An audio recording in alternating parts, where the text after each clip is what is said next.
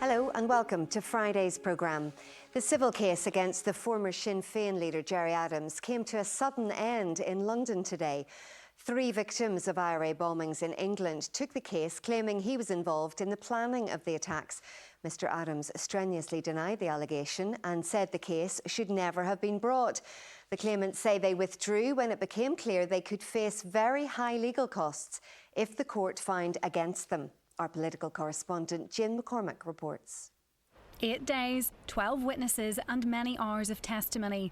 All of it heard here at the High Court in a case against Gerry Adams, which has now ended abruptly. Lawyers for the 3 victims were due to continue their closing arguments today. Instead, the judge was told the case against Mr Adams was suddenly being discontinued. The court wasn't at that stage told why. The legal team acting for the 3 men who brought the claim later set out what happened.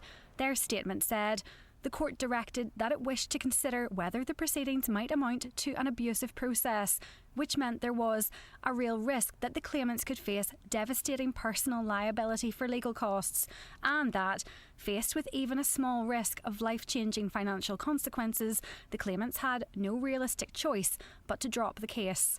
The victims were seeking nominal damages of £1 each from Mr Adams for his alleged involvement in 3 IRA bomb attacks, the Old Bailey in 1973 and the Docklands and Manchester bombings in 1996. The former Sinn Féin leader was in court every day of the trial and in his evidence repeatedly denied any role in those attacks or ever being in the IRA. Back in Belfast, he said the case should never have been brought. At times it verges upon a show trial. Anonymous secret agents of the British state hiding behind a screen. It clearly was, I said at the beginning of the trial, it clearly was an unorthodox and strategically important political case taken for that purpose. I don't fault the claimants for that. He said he'd attended the trial out of respect for the claimants, but believed they had been badly advised. Mr Adams will still have to pay his own legal costs, which are believed to be in 6 figures.